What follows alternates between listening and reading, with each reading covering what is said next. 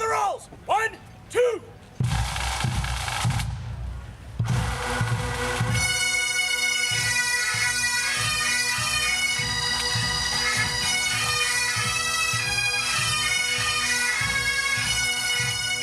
We're in Woodland, California. This is the Sacramento Valley Scottish Highland Games.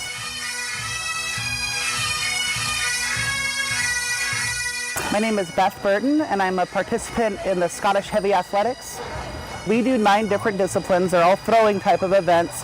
We do 2 stone puts, which are similar to shot put. We do a heavy stone and a light stone. We do 2 weights for distance, which we have a heavy weight and a light weight for distance, similar to discus throwing.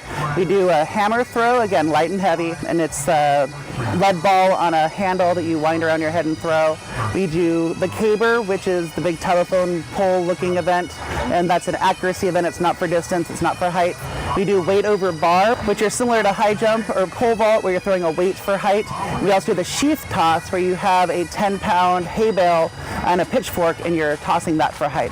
There are certain rules you have to follow, like where you can have your feet. Certain events you can have to have a stone placed in a certain way, but as long as your implement goes out in front of you and your feet stay inside the allowed area, those are about the only rules there are to follow. There we go. There we go. Well done. And that puts Beth in the lead. Whole shot. That was her third and final attempt.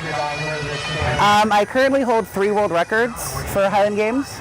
I'm the 2-time Masters World Champion, so I compete in festivals across the country. Heavyweight for distance, I have the record. Weight over bar, sheath, I hold world records in all 3 of those events. I have about 30 years of track and field experience. I threw in junior high and high school and college.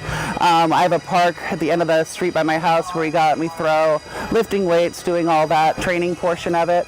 Traditionally, the chieftains in Scotland would call any of the clan members to come and show off their strength. So whether it be in running events or jumping events, those would be the light athletics, or in the heavy events where you're throwing things. There's lots of different mythology about how the events came about. I would most likely think it was people in the village drinking a little bit and saying, I can throw this implement farther than you. Is it a requirement to wear a kilt? If you're a first-time athlete, it is not required to wear a kilt, but once you've done your first games, you do have to wear a kilt after your first times.